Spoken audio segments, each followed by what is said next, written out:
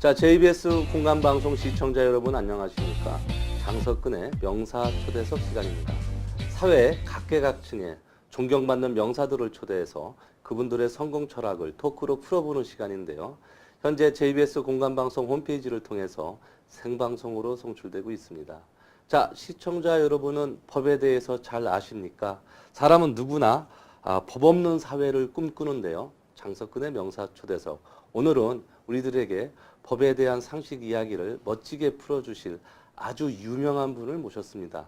현재 수지 법률사무소 대표 변호사이신 현근택 변호사님을 스튜디오로 직접 모셨습니다. 변호사님 안녕하십니까? 네, 안녕하십니까? 네, 반갑습니다. 이렇게 귀한 시간 내주셔서 너무 고맙습니다. 네, 초청해서 고맙습니다. 자, 우리 방송을 보시는 시청자 여러분들한테 소개 및 인사 말씀 부탁드리겠습니다. 네, 안녕하십니까?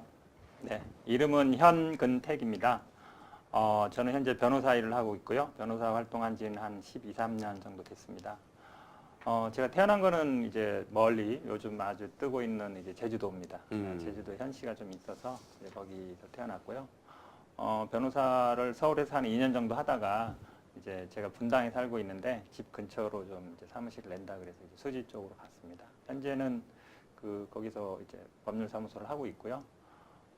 그래서 대한변협 인권위원도 맡고 있고 지역에서 또 용인 포럼을 만들었습니다. 그래서 포럼 상임대표도 맡고 있고요. 일단 2년 전쯤에 이제 그 용인 경전철 주민 소송이 있었습니다. 1조 대 소송으로 조금 유명했는데요. 그때 그거를 제가 좀 진행하고 있어서 지역에서 활동도 열심히 하고 있는 변호사입니다. 요즘 뜨고 있는 이제 시골 변호사라고 보면 되겠습니다. 맞습니다. 예, 그렇군요.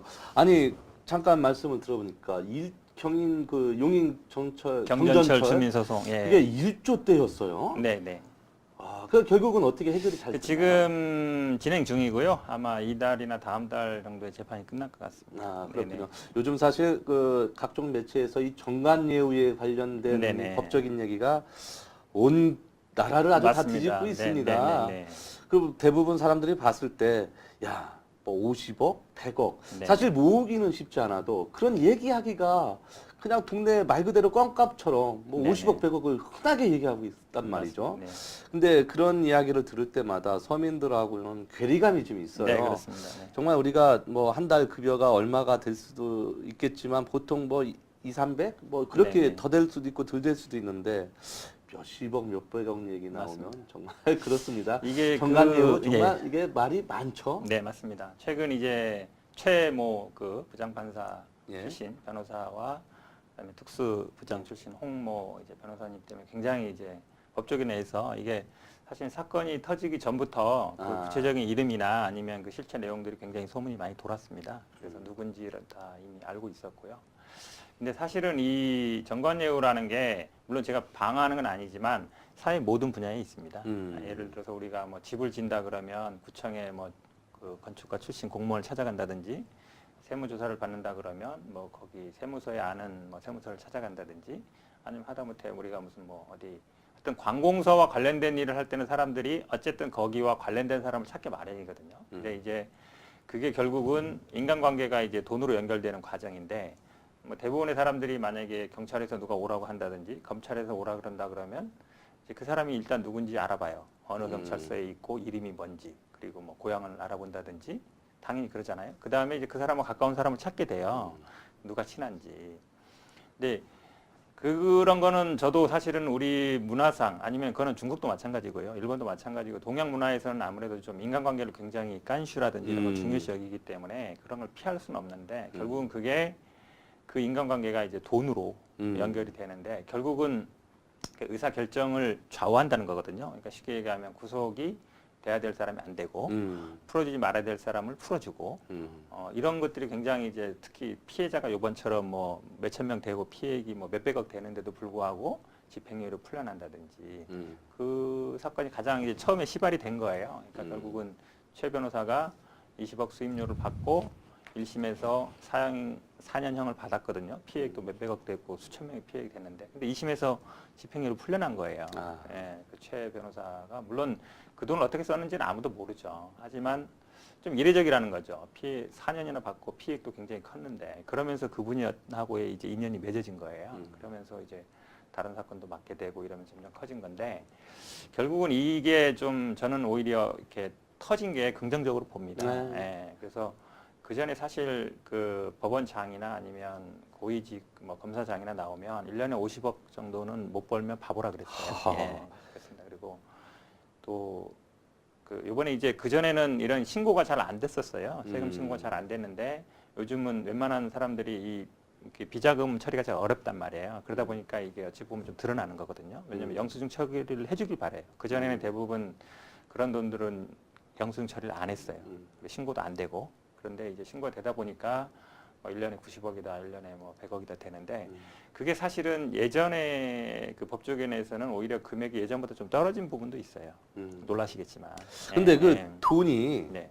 법에 미치는 영향이 네네. 사실 그 정도까지 된다는 기업인들은 그렇습니다. 그러니까 아. 특히 형사 사건에서 예. 기업의 오너가 구속되느냐 마느냐는 굉장히 중요해요. 그렇죠. 예, 그러니까 기업 오너가 구속된 예를 들어서 대기업 정도 예를 들어 뭐 현대, 삼성 이런 데들이 만약에 그런 뭐 특수에서 수사 들어간다. 그러면 시장이 쉽게 얘기하면 특수 쪽 시장이 열리는 거예요. 이게 몇백억대 시장이에요. 그렇겠죠. 네, 왜냐하면 이게 대기업의 오너가 구속되느냐 안 되느냐는 그 기업의 명운을 좌우합니다.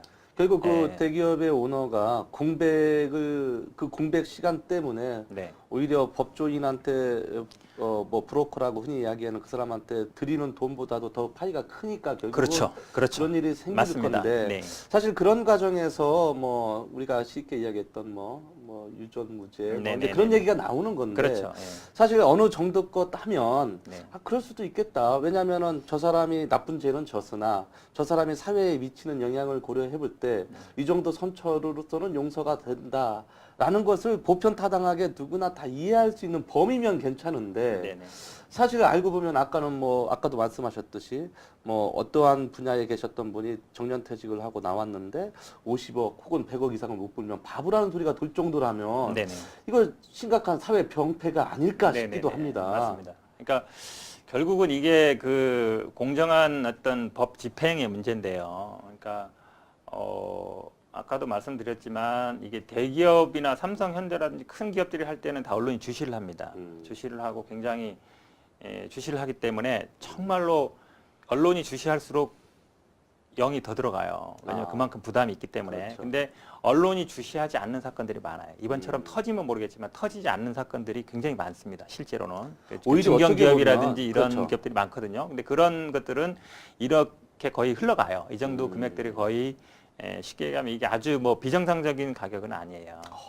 예, 어떻게 보면은 좀 골무대로 굶었던 그런 사건들이 맞습니다. 좀 터졌다라고 보기도 하는데 이왕이면은 좀 더 빨리 조금 더 피해가 덜 가는 선에서 터졌다면 조금 더 우리가 좀 쉽게 우리가 이해될 수 있는 부분도 있었을 텐데 워낙 뭐 50억, 100억 정말 그 단위가 우리가 상상할 수도 없는 단위인데 참 그런 것을 뉴스를 보면서 참 안타까웠다는 생각이 들었습니다. 제가 실예로 다른 기사를 읽었는데 이 정관예우에 대해서 또 다르게 해석하는 분야가 있더라고요. 그게 바로 이제 경찰 분야더라고요. 네, 경찰도. 경찰들이 정관예우를 받아서 어떠한 압력 행사, 이권 개입 네네. 뭐 이런 것도 있지만 또 한편으로는 소소하게 정년퇴직을 했는데 마트에서 보안요원으로 네네. 무슨 멘토 역할을 해준다든지 이런 쪽으로는 뭐 돈이 안 돼서 그런지는 몰라도 법조계나 경찰 하여튼 이권이나 이런 데 힘이 미칠 수 있는 곳의 정관예우의 문제는 아까도 얘기하셨지만 우리나라뿐만 아니라 전 세계가 공통적으로 갖고 있는 분야라면 조금 더 보편타당하게 금액을 내리거나 조금 더 쉽게 평형할 수 없는 그렇게 해주는 힘든 그게 구조인지. 결국은 이제 경제적인 어떤 이해관계가 되는 거예요. 제가 그 음. 돈을 들여서 만약에 구성이 안 될 수 있다 그러면 예를 들어서 보통인들이 예를 들어 내 재산의 10분의 1을 쓸 수 있다. 내가 네. 만약에 뭐 1억이 있는데 1,000만 원 정도 쓸 수 있거든요. 내가 만약에 구속이 안 된다 그러면 그럼 재벌 오너가 1,000억이 있어요. 그럼 100억을 쓸 수 있는 거예요. 그 사람 입장에서는 내가 구속되는 것보다 100억을 써서 구속이 안 되면 그 낫다는 거예요. 나머지 100억은 벌 수 있는 거니까. 그러니까 그런 원리거든요. 쉽게 얘기하면. 그러니까 하나 줌으로 인해서 5개를 더 벌 수 있다 그렇죠. 생각을 하니까. 그런 원리에서 그러면 그분 입장에서는 내가 그걸 절대 대변하는 게 아니에요. 현실이라는 거죠. 네.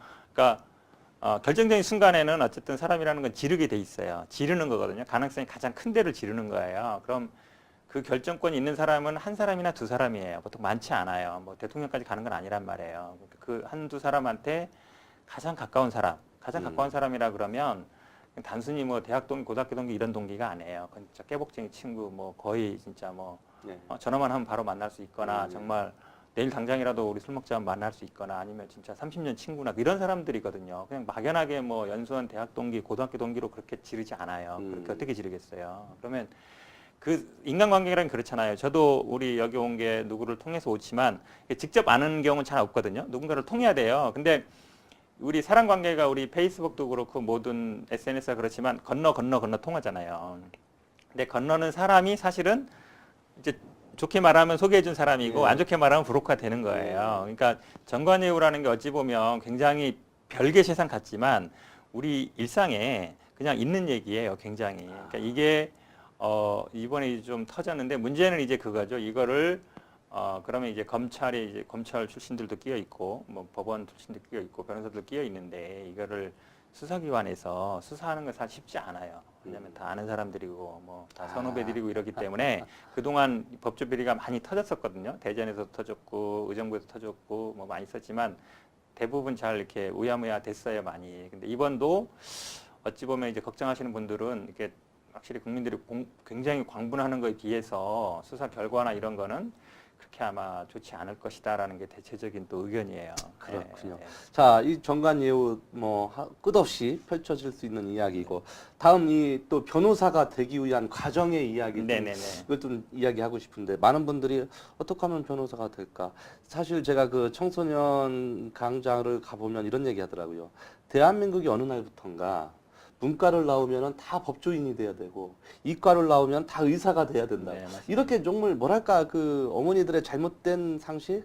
워낙 예부터는 법조인이 된다는 게 어떠한 공부의 끝이고 로망이었다 하더라도 법조인이 된다, 변호사가 된다라고 하는 것이 사실 쉽지 않습니다. 그래서 지금 요즘 정부에서도 로스쿨 제도를 도입을 해서 법률 서비스를 시민들이 쉽게 받고 편하게 받을 수 있다라는 취지에서 로스쿨 제도를 도입을 했는데 이제는 우리도 법률 서비스를 쉽게 받고 법조인이 멀리 있는 게 아니라 내 주변에 있다라고만 생각을 했는데 이게 또 병폐가 또 심하단 말이죠. 맞습니다. 네. 아주 시끌시끌합니다. 네. 로스쿨 제도. 어떻게 생각하십니까? 일단 변호사란 직업은 변호사뿐만 아니라 뭐 검찰이나 법원이나 마찬가지인데요.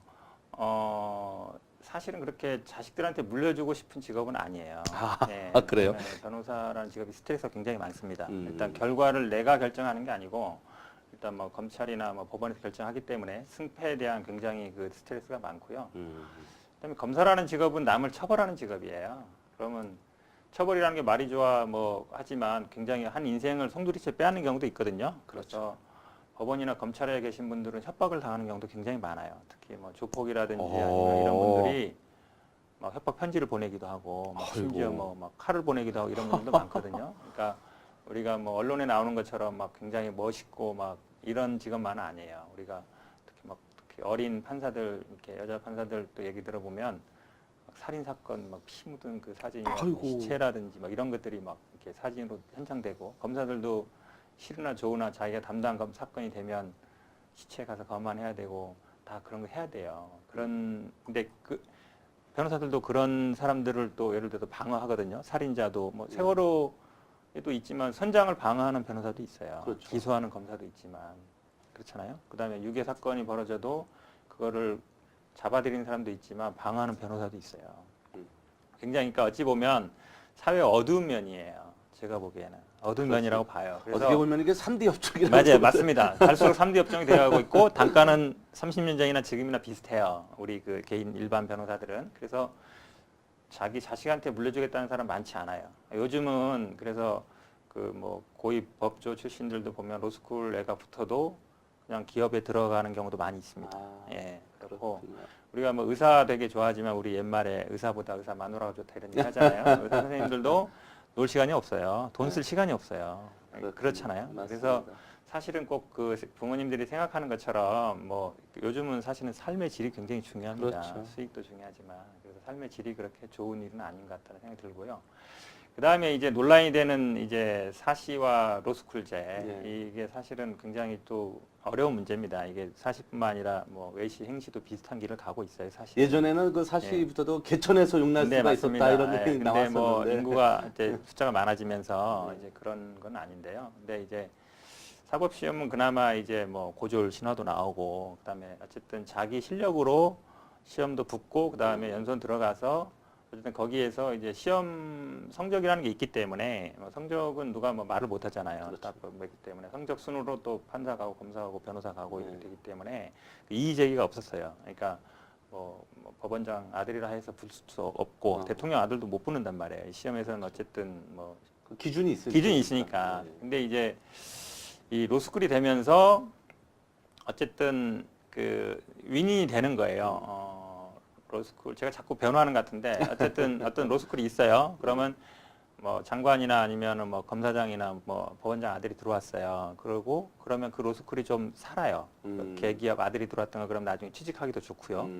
그러니까 로스쿨이 생기면서 취직 경쟁은 더 치열해졌어요. 그러면 뭔가 좀 영향력 있는 사람들이 들어와 주길 바랍니다. 솔직히. 그러니까 뭐 아주 서울에 있는 메이저 말고는 그렇거든요. 그러면 그런 사람들을 오히려 학교 측에서 더 원해요. 더 원하고 또 들어가는 사람도 원하고 그러니까 그런 어떤 어찌 보면 이해관계가 좀 맞을 수도 있는 건데 그리고 로스쿨 그 입학은 어쨌든 학교 재량이에요. 학교에서 물론 뭐 시험도 보고 기본 적성 시험 보지만 이제 입학하고 만날 건가는 이제 면접이라든지 이런 과정을 거친단 말이에요. 그러니까 그런 데서 아무래도 우리나라 사회에서 아시겠지만 뭐 아버지가 누구다 전화라도 할 수 있는 것이고 근데 이제 그런 게 결국은 공정성의 문제거든요. 그다음에 로스쿨 졸업하고 나서 판사 검사로 갈 때 이게 어떤 구체적인 기준이 없어요. 예전처럼 뭐 시험을 보는 게 아니기 때문에 그래서 항상 이제 말이 나오는 건데 저는 이제 일본은 지금 어떻게 하고 있냐면 일본이 저희들보다 한 5년 정도 로스쿨을 먼저 만들었어요. 그렇죠. 먼저 만든 다음에 로스쿨 졸업생도 그러니까 사법연수원처럼 1년 과정의 그 연수원 과정을 거치게 만들었어요. 그래서 거기에서 시험을 봐요. 시험을 본서 성적 순으로 이제 판사, 검사 이런 식으로 가는 구조로 되고 있거든요. 그래서 저는 일본의 사례를 좀 참고했으면 좋겠어요. 그러니까 로스쿨 나와서 바로 거기서 평가하지 말고 로스쿨 나온 사람들과 사법고시도 좀 존치하면서 사람이 경쟁하게 해서 거기서 테스트를 거쳐서 좀 실력이 되는 사람들을 뭐 판검사를 시키고 이런 식으로 구조로 가는 게 좀 낫지 않나라고 싶습니다. 지금처럼 가면 아마 많은 분들이 뭐 로스쿨 뭐 자기들 마음대로 해놓고서는 이렇게 이제 와서 나중에 하라 그러면 하지 않겠느냐. 실제로 또 이 법조 시장에서도 일본은 사시 출신이나 그런 과정을 거치기 때문에 사회 출신이나 로스쿨 출신이나 페이도 비슷하고요. 법조계 내에서도 구분 안 지어요. 왜냐하면 나중에 그 같은 과정을 거치니까. 근데 우리나라는 벌써 사시 출신 변호사, 로스쿨 출신 변호사 급여가 다릅니다. 급여 다르고, 그다음 법원 내에서도 의뢰인 이 사람들이 따져요. 이 사람들이 이 판 검사가 출신이냐 어디냐를 따진단 말이에요. 그러나 로스쿨 출신한테 재판을 못 받겠다든지 수사를 못 받겠다든지 이런 얘기도 나온단 말이에요. 그래서 제가 보기엔 그거를 하나로 좀 묶는 장치가 필요하다고 봅니다. 법조의 신뢰와도 좀 관련돼 있어요. 그렇군요. 네. 앞으로는 누구나 다 이해가 될 수 있는 범위 내에서 로스쿨이든 사법제도의 출신이든 성향을 따지지 말고 골고루 법에 대한 어떠한 정의를 똑같이 배분받아서 똑같은 대우를 받고 또 사회적인 안전망이 거기에 충분히 결여되기를 바랍니다. 우리 현근택 대표님 또 대표 변호사님이 사진을 만나보는 사진 토크 시간인데요. 우리 현근택 변호사님은 어떠한 그 과거가 있는지 또 어떠한 활동을 하시는지 사진으로 한번 만나보도록 하겠습니다. 제가 알기로는 우리 그 공군 학사 장교로 네네네네. 제가 알고 있는데 네네네. 저 왼쪽에 있는 분이 사진 맞습니다. 그렇군요. 그럼 이게 결국 군 시절의 네네. 모습인가요? 진주인데요. 이제 네네네. 공군이 이제 교육사령부가 진주에 있습니다. 그래서 제가 우리 형이 이제 해병대 지금도 이제 장기 생활을 하는데 예. 졸업할 때쯤에 이제 해병대를 가라 그러더라고요. 그래서 나는 또 도저히 해병대는 못 가겠다. 그래서 사실은 공군을 간 거는 다른 건 없고요. 좀 편하다.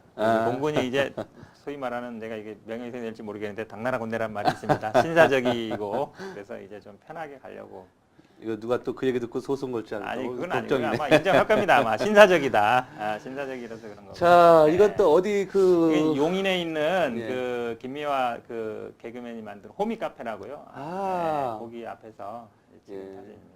아까 그저 군인 모습하고는 영 이렇게 또 그렇습니까? 사회인으로서 조금 더 멋져진 모습이십니다. 고맙습니다. 아이고. 예.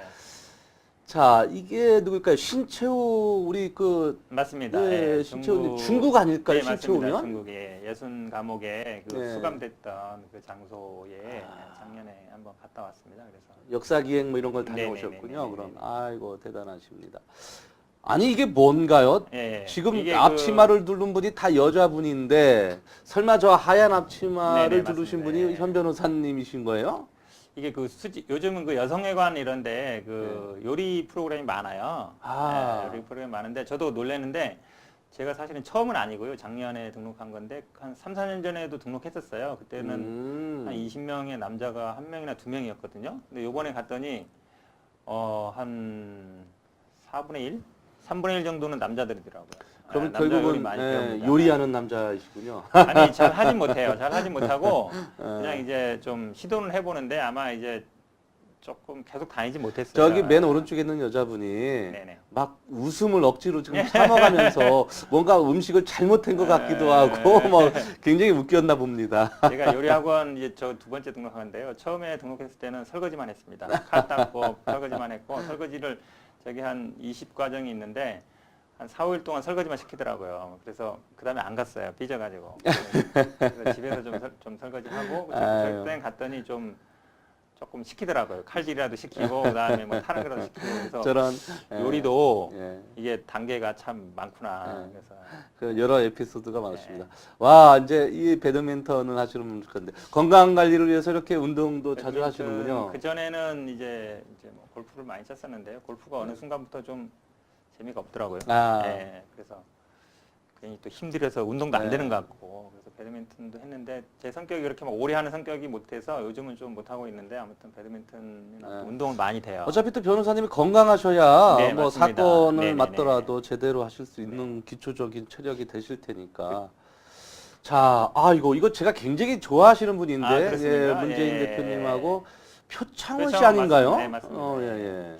이번 선거에 사실은 제가 이제 표창원 후보 뭐 이렇게 뭐 네거티브 담당 겸 뭐 여러 가지 도와드렸어요. 예, 근데 법률적으로 거기서 맡으셨군요. 용인에 제가 사무실이 용인이고 수지니까 같은 저분이 지역구에. 이제 용인에 나오셔서 예, 이제 많이 예. 도와드렸어요. 그래서 아이고. 뭐 인터넷 생방송도 한 8번, 9번 정도 예, 하고 그랬는데 그러셨군요. 아마 문재인 대표가 또 같이 식사하시는 예, 모습. 뭐안 오신다고 아마 이제 처음에 예. 그 김종인 대표만 왔어요. 개소식 아. 때. 그리고 또 지원 의제도 왔었거든요. 그러니까 예. 언론에서 야 이제 문재인이 이런데 왜 김종인만 오고 아. 문재인 안 오냐 혹시 아. 뭐 줄바꿔 탄 거 아니냐 막 이런 얘기들이 있어가지고 예. 등급히 뭐 오시라고 해서 아마 왔는데 또 영광스럽게 또 앞자리에 앉아가지고 아이고, 아이고 부럽습니다. 네.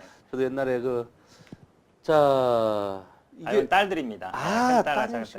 그러면 따님만 딸만 두셨군요. 둘입니다. 예. 지금 5학년, 3학년이고요. 원래 딸 둘이면 몇 점 아빠라고 하던데 예. 아들 예. 뭐 아들을 우리 어머님은 아들 나라고 막 강요를 하시는데요. 우리 예. 또 집사람이 그리고 이게 캠프장 같은데 예, 어디 저 가평 쪽에 우리 저 예. 자녀들을 위해서 예. 가정적이시군요. 굉장히 또 굉장히 가정에 고맙습니다. 소홀하실 것 같아요. 시간적으로 여유가 없어서 그런데도 아이들하고 이렇게 200점짜리 아빠가 되시고 계시는군요. 고맙습니다.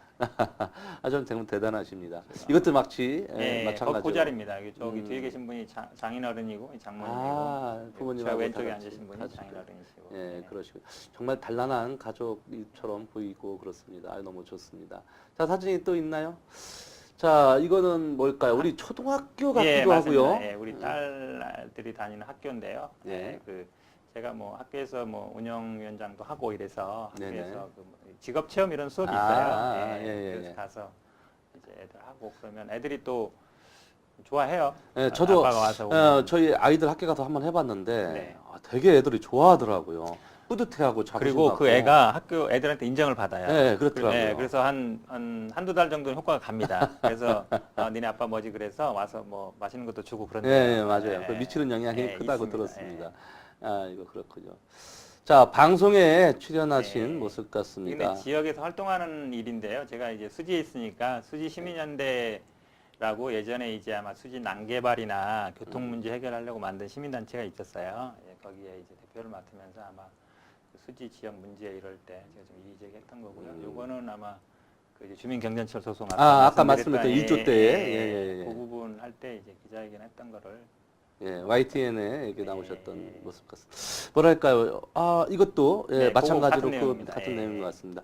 어쨌든 이 지금 뭐 돈도 돈이지만 어떠한 주민들의 생활 보장권을 위해서라도 또 네네. 제대로 된 법적인 그 조치를 하기 위해서라도 제대로 된 어떠한 그 결과를 갖고 누구나 수긍할 수 있는 그런 판단이 맞습니다. 나왔으면은 좋겠. 그게 뭐 개인적인 것 떠나서 또는 용인시를 떠나서 국가 총체적인 또 문제일 수도 있잖아요. 맞습니다. 이게 지금 이제 지역에서 문제여서 그런데요. 우리나라가 지금 재정이 어렵고 뭐 세금을 올려라 하지만 네. 물론 용인도 물론 경전철로 1조 이상의 뭐 손해를 봤지만 우리 국가적으로도 그러니까 얼마나 손해예요. 네, 4대강이든 뭐 자원 외교든 뭐 방산 비리든 이 세금이 사실은 뭐 어디로 새는지 사실은 많은 사람들이 그러니까 세금 내는 사람 따로 쓰는 사람 따로 그다음에 복지를 해달라 그러면 돈 없다. 항상 뭘 해달라 그러면 나라 얘기는 항상 돈이 없다는 얘기거든요. 근데 큰 돈들은 사실 엉뚱한 데 가고 있는 거예요. 근데 그런 거를 좀 이제 견제를 해야 되거든요. 근데 그 제가 이 주민소송을 했던 이유도 이게 돈 쓰고 나면은 책임지는 사람이 없어요. 아무도. 그래서 책임지는 사람이 없는데 뭔가 그래도 좀 책임 물어야 되겠다라고 시작한 건데 현재 법으로는 저 지방자치만 돼요. 국가는 안 돼요. 그러니까 예를 들어서 우리가 4대강이나 뭐 자원외교나 방산비리 이런 거 비판을 많이 하지만 미국은 그런 걸 추궁할 수 있어요. 그 정책 책임자나 아니면 그 사람들한테 배상 청구를 하고 안 되면 뭐 재산 몰수도 하고 하는데 우리나라는 그런 제도가 아직 없어요. 그러니까 자기 정권이 있을 때 자기가 집권하는 동안에 싹 쓰고 나가버리면 끝이에요. 예, 그러니까 뭐 나중에 예를 들어 수사를 받거나 이렇게 하더라도 나 없다. 내가 한 거 아니고 내가 받은 게 아니지 않느냐라고 하면 물을 방법이 없어요. 그러니까 쉽게 얘기하면 자잘한 도둑들은 다 이렇게 뭐 하지만 큰 도둑들은 사실은 옛날에도 예전에도 나라 곳간 챙겨가는 사람이 따로 있었잖아요. 마찬가지거든요. 그 책임을 물을 수 없다는 게 참 안타까운 현실이에요. 맞습니다. 예. 그래서 그 돈들이 다 사실은 뭐 건설회사로 가든지 방산비리라면 다 뭐 옛날 뭐 전직 뭐 그런 사람들에 가든지 다 흘러갔을 거 아닙니까? 그게 나와도 사실은 어떻게 못하는 거예요. 그러니까 아주 예외적인, 그러니까 전두환 노태우 같은 경우는 아주 예외적인 경우에 특별히 그렇죠. 수사팀 꾸리고 막 뭐 추석하고 이래서 없는 재산 있는 재산 다 쫓아가는데 그게 사실 일상화돼야 되거든요. 일상적으로 돼서 한번 자기가 만약에 그런 걸 뭐 어쨌든 걸로 수익을 얻었다든지 돈을 어디 훔쳐놨든지 어디 뭐 이렇게 은닉해놨다 그러면 추적해서 찾아갖고 그런 거를 회수해야 다시 이런 일이 안 벌어지거든요. 근데 어쨌든 그 전두환 노태우는 어쨌든 많이 추적을 했거든요. 많이 회수도 하고 그런 거를 좀 일상화 시켜서 이런 좀 큰 진짜 몇 조 단위, 몇십 조 단위, 몇백 조 단위지 않습니까 사업들이. 근데 그 돈들을 다 나눠먹기로 다 어디론가 흩어져 버리면 나중에는 결국은 국가 빚이고 결국은 국민 세금으로 메우는 거거든요. 근데 그런 부분은 좀 많이 좀 앞으로 개선을 했으면 좋겠습니다. 그렇군요. 자, 그다음에 마지막으로 저희가 키워드를 잡았던 게 이혼 문제거든요. 네네네네. 요즘 이혼 뭐 꼭 사람 남녀간끼리 만나서 만나는 것만큼 중요한 것이 바로 헤어지는 거거든요. 맞습니다. 그러니까 네. 잘못 헤어졌다. 간혹 매체에 방송되는 내용을 보면 헤어지자는 말에 욱해서 뭐 살인을 했다는 등, 맞습니다. 욱해가지고 존속 뭘 했다는 등 이런 얘기를 들으면 야, 여자뿐만 아니라 남자라도 밤길 다니기가 이게 참 쉬운 세상이 아니구나 이런 생각이 드는데 우리가 뭐 정확한 통계는 모르겠습니다만 몇 쌍 중에 몇 쌍은 이혼한다더라. 그런데 이혼할 때 사실 아름답게 이혼하는 사람은 없거든요. 없습니다. 네, 없습니다. 뭐 재산 분할이 들어갔던 자녀 양육이 갔던 재산이 갔던 뭐가 하나 꼭 껴가지고 지저분해지는 건데 만나는 것만큼 헤어지는 거 분배하는 것도 어렵습니다. 법적으로 굉장히 중요하죠 이것도.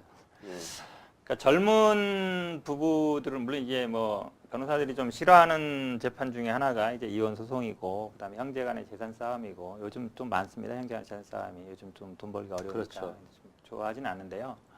근데 이혼이 이제 젊은 부부들인 경우에는 이제 결혼하고 곧 바로 시작했을 때는 이 혼수 문제가 가장 크고 그다음에 애가 좀 어릴 때는 이제 양육 문제가 큽니다. 그리고 애가 좀 컸다, 뭐 20살 이렇게 넘어가면은 결국은 돈 문제예요. 그래서 마지막 순간에는 결국은 돈 문제입니다. 근데 우리나라 정서상 부부 사이에 뭐 주머니를 확실히 딱 구분하는 경우 많지 않고 그렇죠. 처갓집 뭐 본갓집에서 서로 지원해 주는 경우도 많잖아요. 집 살 때도 좀 보태주고 결혼할 때도 보태주고 이러지 외국처럼 뭐 딱 뭐 증여했다고 신고 바로 하고 이건 네 돈이야 이건 내 돈이야 이게 안 된단 말이에요. 그렇죠. 얽혀 있기 때문에 어쨌든 그게 어찌 보면 장점도 있거든요. 우리 가족이라는 게 하나의 어떤 경제적인 울타리로 있고 하나의 어떤 이해관계로 얽혀 있는데 그거를 이제 나눠야 된단 말이에요. 잘라야 되니까. 그 무 자르듯이 이건 그렇죠. 네 안 거, 이건 내 잘라지죠. 거. 그게 야, 되는 TV는 거예요. 네 거고 냉장고는 내 그건 안 거다. 되는 이게 거죠. 참 너무 웃긴 예, 것 맞습니다. 같아요. 그래서 사실은 쉽지 않은 문제예요. 쉽지 않은 문제고 또 결혼하고 나서 애들의 면접 이런 것도 쉽지 않고 우리 뭐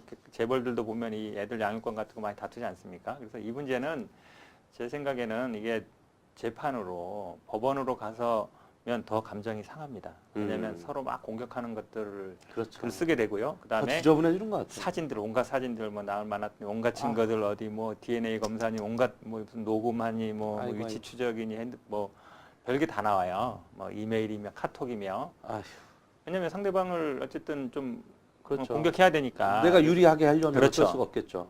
그래서 제가 보기에는 아무리 재판에서 이겨도 무조건 손해입니다. 다 망가지고 그러니까 집안 어른이든 아니면 주변 친구들이든 도움해서 합리적인 선에서 그래서 요즘은 한 5년, 10년 넘으면 재산은 원래 받은 거 말고는 그냥 벌은 거는 거의 반반해요. 그리고 애는 한 10살 이하나 어린 애들은 엄마가 키우는 게 낫습니다. 솔직히 남자들 애 키우기 어렵습니다. 저도 뭐 해보지만 근데 애들이 한 15살 정도 넘어가고 이러면 본인들의 의사를 묻는 게 맞아요. 엄마랑 살래, 아빠랑 살래 물어보고 결정하면 되고 재산은 원래 받은 재산은 뭐 어쩔 수 없는 거고 근데 받은 재산을 예를 들어서 법 기준도 그렇습니다. 옛날에 1억 받았는데 지금 만약에 5억 됐다? 그럼 4억이 오른 거잖아요. 네. 그 4억 부분 반반 나눠요.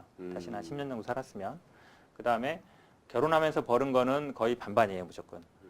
그리고 뭐 연금이라든지 퇴직금 그것도 점점점 이제 나누는 추세를 가고 있거든요. 그래서 남자들이 이혼하면 남자가 무조건 마이너스입니다. 재산 네. 형성에 관련된 과정 중에 부인의 기여도가 거의 50% 잡아요. 예, 요즘. 그러니까 네. 뭐 네가 벌어왔지만 나도 집에서 소뚜껑 운전하고 양육을 해서 그렇죠. 가정을 일으켰다는 네. 것을 인정을 해주는 거군요. 네, 인정해줍니다. 그래서 일단 이혼을 저희들도 뭐 변호사들도 이혼을 딱 수임할 때요. 자기 명의로 재산 돼 있는 사람 무조건 손해예요. 누구 명의 되게 중요하지 않거든요. 그러니까 남자 명의로 돼 있으면 남자가 무조건 뺏기는 거고 여자가 명의로 돼 있으면 여자가 뺏기는 거예요. 그러니까 대부분 남자 명의로 돼 있죠. 그러니까 대부분의 이혼에서는 남자들이 손해예요. 그러니까 남자들이 웬만하면 그냥 부인 잘 맞춰주시고 사는 게 좋습니다. 자, 이 방송을 보시는 시청자 여러분들 이혼하지 마십시오. 그렇습니다. 자, 이렇게 여러 이야기를 다뤄봤지만 사실 이 법에 관련된 이야기가 참 예민할 수밖에 네. 없고 또 이런 사례적인 판례가 있다 하더라도 그 상황에 따라 조금씩은 달라질 수 있는 거기 때문에 해석하는 사람마다 조금씩 차이가 있을 거라고 보고요. 앞으로 이랬으면 좋겠어요. 제가 개인적으로 변호사님 나오셨지만 변호사 없는 사회가 정말 좋은 사회가 아닐까. 우리가 법적으로 싸울 일이 없고 제가 우리 동기 중에도 변호사 한 명이 있는데 그 친구도 항상 이야기하더라고요. 경기가 어려워질수록 변호사가 바쁘다. 경기가 좋을 때는 아이고 내가 이해할게. 뭐 그거 아니어도 나 괜찮아. 이렇게 좀 긍정 모드였는데 이제 자기도 궁핍해지고 살아야 어려워지니까 야 그거 내가 양보 못 하겠는데 이래서 더 바빠진다 하더라고요. 맞습니다. 그게 경제적인 그런 내용에 따라 변호사님들이 해야 할 일들이 미치는 영향이 있을까요? 있습니다. 왜냐하면 실제로 그 경제가 어려워질수록 이 폭행 사건이나 음주로 인한 싸움이나 이런 게 많습니다. 그리고 그렇겠다. 도산 사건, 아이고. 회생, 파산, 어쨌든 망하는 거죠. 그런 게 많습니다. 그리고 지금 말씀처럼 예전에는 이제 사업이 되면 내가 해서 갚어. 이게 됐단 말이에요. 장사 잘 되면. 근데 망했어요. 그럼 어떻게 해요? 재판해야죠. 포기할 수는 없으니까. 그래서 물론 동전의 양면이 있습니다만 아까도 말씀드렸듯이 저도 100% 동의합니다. 법원, 경찰청, 검찰청, 법원은 안 가는 게 좋습니다. 병원도 안 가는 게 좋습니다. 네, 맞습니다. 그러니까 어두운 면이에요. 직업적으로도 제가 초창기에 말씀드렸지만 변호사나 검찰이나 법원이나 판사나 뭐 의사나 이런 사람들은 어찌 보면 남의 불행으로 먹고 사는 거예요. 저는 냉정하게 보면 그렇게 봅니다. 그래서 안 갈수록 좋다. 법원 재판은 무조건 안 하는 게 좋고요. 예, 예. 병원에도 무조건 안 가는 게 좋습니다. 맞습니다. 그렇게 듣고 보니까 또 그렇게 들으면 또 아까 동면의 양면처럼 한쪽이 잘 되면 또 한쪽이 못 되고 그것 때문에 가시적인 플래시보 효과를 보는 사람도 있겠지만 어쨌든 넓은 의미에서 좀 정의의 사회 뭐 어떤 바람직한 사회를 위해서는 법으로 아주 최악으로 치닫는 상황까지는 그런 일이 없었으면은 좋겠고요. 뭐랄까요 앞으로 뭐 용인 경전철 그 지금도 지켜보는 재판 중이긴 하나. 굉장히 또 올해 바쁘실 것 같은데 올해 계획이랄까 앞으로 하셔야 될 일이 굉장히 많으실 것 같습니다. 마지막으로 뭐, 코멘터리 한번 네네. 부탁드리겠습니다. 지역에서 열심히 활동하고 있고요. 모르겠습니다. 뭐 다른 이제 변호사 일을 좀 오래 하니까 조금 지겹긴 해요. 사회 공적인 일도 좀 하고 싶고 공부도 좀 더 하고 싶고요. 그래서 예. 좀 다른 일, 역사 쪽으로나 아니면 좀 뭐 이런 쪽으로 요리하셔야죠 요리. 요리는 뭐 일단 집사람이 있기 때문에요. 제가 이제 나중에 뭐 어떻게 될지 모르겠고 예, 예. 공부를 좀 다른 쪽으로 해보고 싶은 생각이 있을 거예요. 예. 네, 앞으로 열심히 사회를 위해서 열심히 활동하겠습니다. 또 변호사님이 바빠지실수록 사회가 더 좋아질 거라는 그런 믿음을 갖고 희망을 네. 또 갖도록 하겠고요. 네. 오늘 이렇게 출연해 주셔서 감사하고 조금 더 좋은 정의사회의 실현을 위해서 많은 고군분투를 부탁드리겠습니다. 네, 고맙습니다. 네, 출연해 주셔서 네, 감사합니다. 고맙습니다. 네, 고맙습니다. 자, 방송을 보신 시청자 여러분 어떻게 보셨습니까? 나의 이야기가 세상 이야기가 되고 그럼으로 인해서 많은 분들한테 선한 영향을 미치고 계시는 현근택 변호사님이야말로 이 시대의 진정한 정의의 전도사가 아닌가를 생각을 해보면서요. 많은 분들한테 기감이 된 그런 소중한 방송이었기를 빌어보도록 하겠습니다.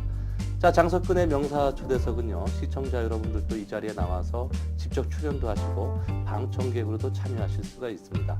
다음 주에도 훌륭한 게스트분을 모시고 시청자 여러분을 찾아뵙도록 하겠습니다. 시청해 주신 여러분 감사합니다.